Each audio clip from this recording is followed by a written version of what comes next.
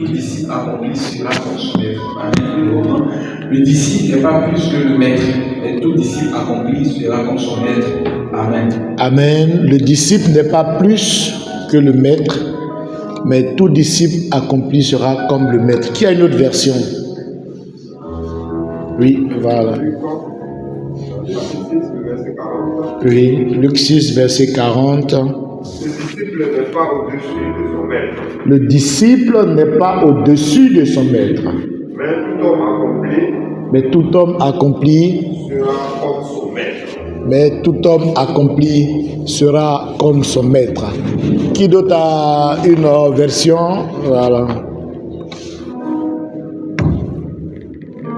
Le disciple n'est pas plus grand que son maître, mais tout disciple bien formé sera comme son maître. Waouh!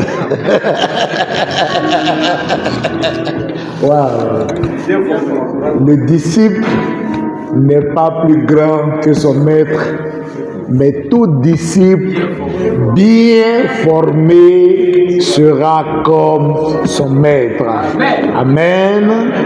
Et donc, il y a des disciples et puis il y a des disciples accomplis. Donc, un disciple, le dictionnaire nous dit qu'un disciple, c'est quelqu'un qui adhère à la doctrine d'un maître. Donc, nous sommes des disciples et notre maître, c'est Jésus-Christ parce que nous avons adhéré à sa doctrine.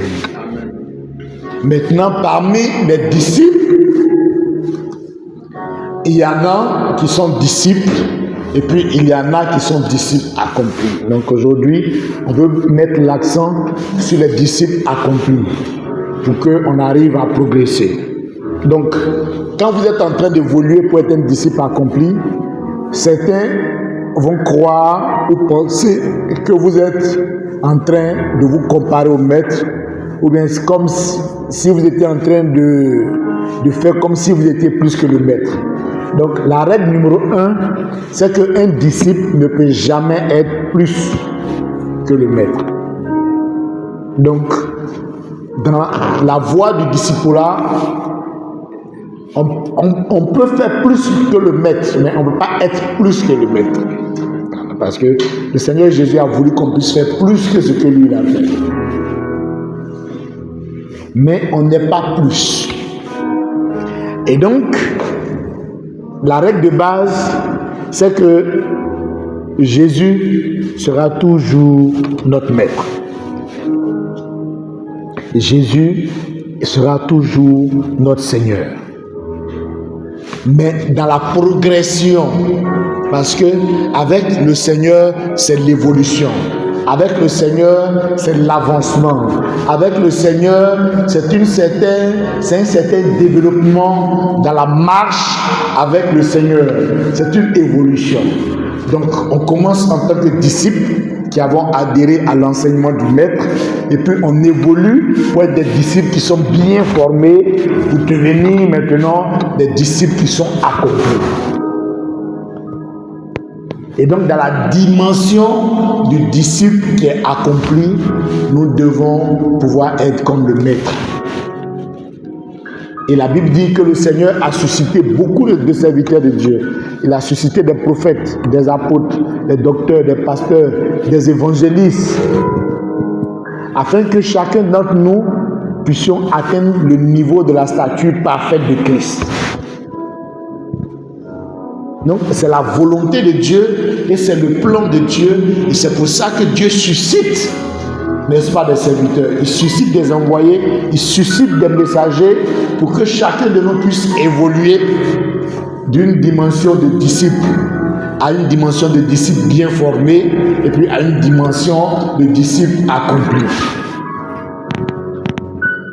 Donc, c'est une progression dans la foi. Et c'est une progression dans la foi que nous devons, n'est-ce pas, pouvoir intégrer. Donc, à partir de ce moment-là, on voit Jésus faire des choses et nous aussi, nous faisons des choses. Jésus était fils de l'homme à 100%, il était fils de Dieu à 100%. Donc le disciple de Christ est fils de l'homme à 100%, il est aussi fils de Dieu à 100%. Jésus avait une autorité totale sur les démons. Donc le disciple qui est accompli a une autorité totale sur les démons. Et il exerce cette autorité-là. Beaucoup d'entre nous sont confrontés à des démons. Mais rares sont ceux qui exercent leur autorité face à ces démons-là. Donc quand vous rentrez dans la dimension du disciple qui est accompli, vous allez être confronté aux démons, vous allez être confronté aux attaques, mais vous allez exercer votre autorité et puis vous allez prendre le dessus. Beaucoup d'entre nous sont confrontés à des situations défavorables. Comme la situation défavorable que les disciples ont connue quand ils étaient dans la barque. La tempête s'est levée, le vent s'est fâché, l'eau s'est fâchée contre eux. Donc, situation défavorable. Et ils sont allés demander le secours de Jésus. Quand Jésus s'est levé, Jésus a parlé au vent. Le vent s'est calmé, il a parlé à l'eau, l'eau s'est calmée. C'est du disciple-là. Donc, tu n'as pas compris ça. Tu vas voir ton frère en train de donner des ordres au vent, tu as dit qu'il est mystique.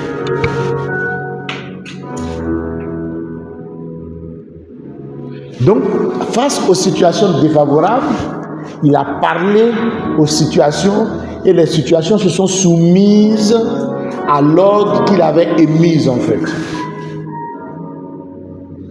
Donc, dans l'évolution, pour être un disciple accompli, les situations défavorables vont exister, mais vous savez donner des instructions aux situations défavorables afin que les situations défavorables vous obéissent en fait.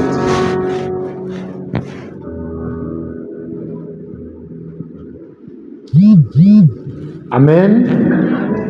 Et dans la dimension, n'est-ce pas, du disciple accompli, vous savez que notre Seigneur il partait de lieu en lieu pour faire du bien et pour régler pas mal de problèmes. Jésus a réglé les problèmes de santé, il a réglé les problèmes de nourriture, il a réglé les problèmes d'argent, il a réglé les problèmes de travail, il a réglé les problèmes de culpabilité. Donc il a réglé beaucoup de problèmes auxquels la société de son époque était confrontée.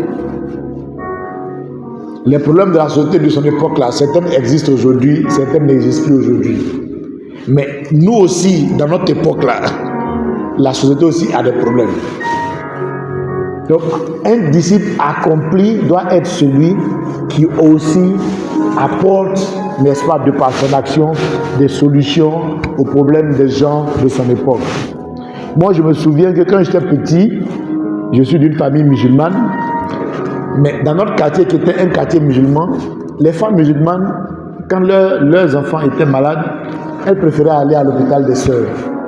Elles disent que les sœurs s'occupent bien des enfants, les sœurs s'occupent, elles sont accueillantes. Donc tout le monde préférait aller à l'église catholique pour prendre des soins.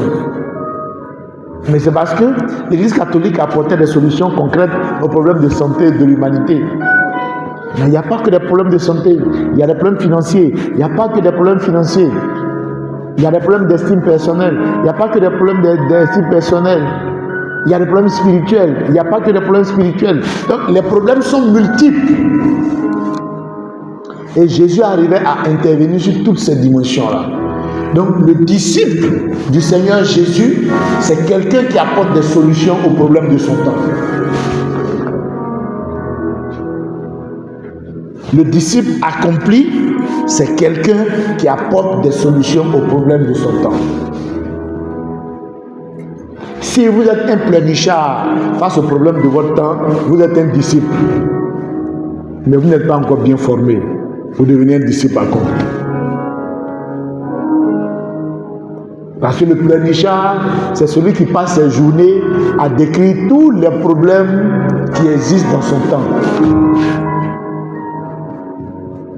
Mais vous ne voyez pas, voilà telle chose, mais vous ne voyez pas, mais voilà telle chose, le monde va à la dérive, mais vous ne voyez pas, mais voilà telle chose, le monde va à la perdition, mais vous ne voyez pas, mais voilà telle chose, voilà,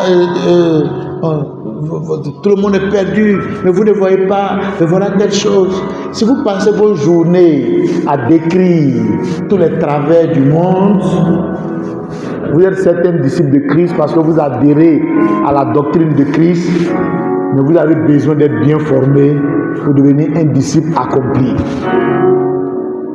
Le disciple accompli voit certes les travers du monde, mais il prend des initiatives à son échelle pour apporter des solutions au travers du monde qu'il a remarqué. Nous devons évoluer pour atteindre cette maturité où nous sommes les apporteurs de solutions de nos sociétés, où nous sommes les apporteurs de solutions de nos pays, où nous sommes les apporteurs de solutions de nos continents. C'est à partir de ce moment-là que nous commençons à être comme notre maître. Parce qu'il faut qu'on évolue. Pierre avait un problème dans son travail. Il a pêché toute la journée, il n'a rien eu. Quand il a rencontré Jésus, Jésus lui a permis de faire une pêche fructueuse. Ils sont arrivés dans un endroit où il fallait de l'argent pour payer les impôts. Jésus a réussi à faire sortir l'argent. Ils sont arrivés dans un endroit où il fallait nourrir plus de 5000 personnes, sans les femmes et des enfants et tout ça. Jésus a trouvé la solution. Tout le monde a été nourri. Quand il s'est agi d'apporter la guérison à des gens, Jésus a apporté la guérison. Quand il s'est agi de chasser des démons pour que des êtres reviennent à leur position normale, parce que Dieu n'a pas créé le fou de Gadara pour qu'il vive dans les sépulcres, qu'il soit nu et qu'il passe ses journées à se blesser, parce que ce qui est en vous, et c'est pour ça que j'aime appeler le royaume de Dieu, et ça c'est un secret que je vous donne. Vous savez, Jésus n'est pas venu présenter une église, Jésus est venu présenter un royaume. Tous les jours, invitez simplement le royaume de Dieu à venir vivre en vous, à venir siéger en vous. S'il y avait des présences qui ne glorifiaient pas Dieu, ces présences-là vont partir.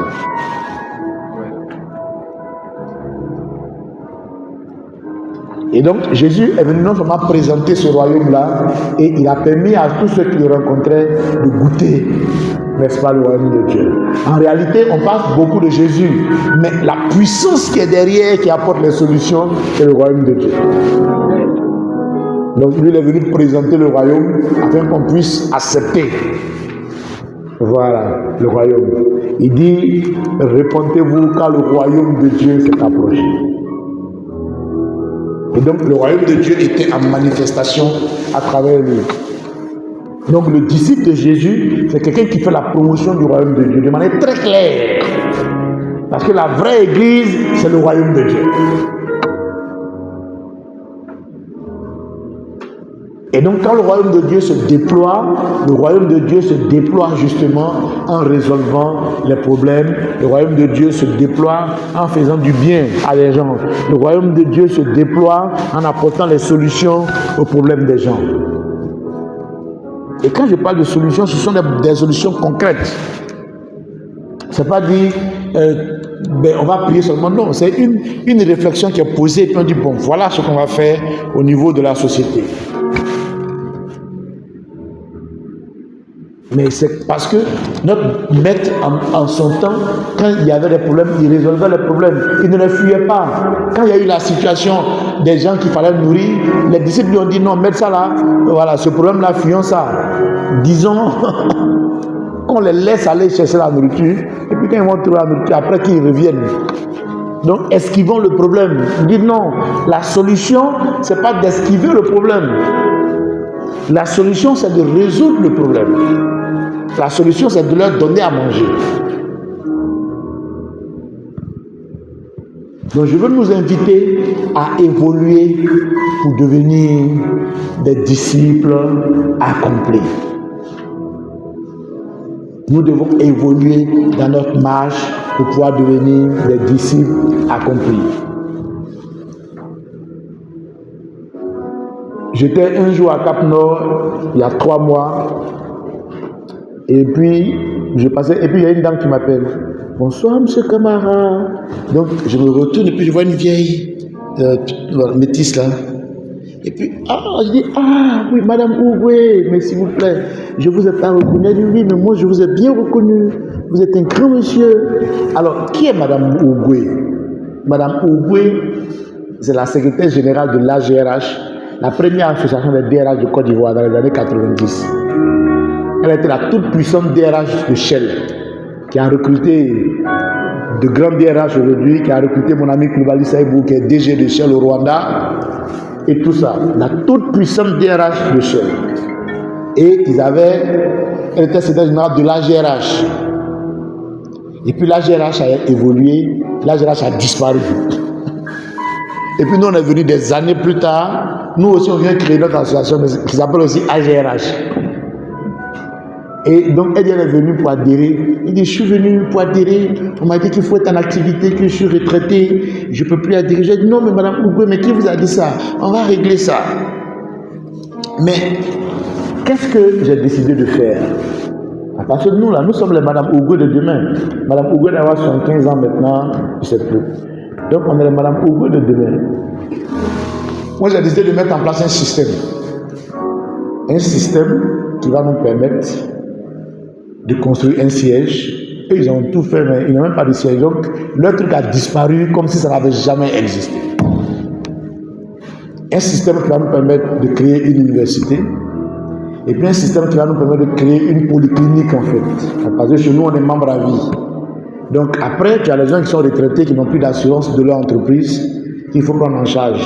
Ils ont des pensions qui ne sont pas très importantes. Donc, ils ne peuvent pas bien se soigner en fait.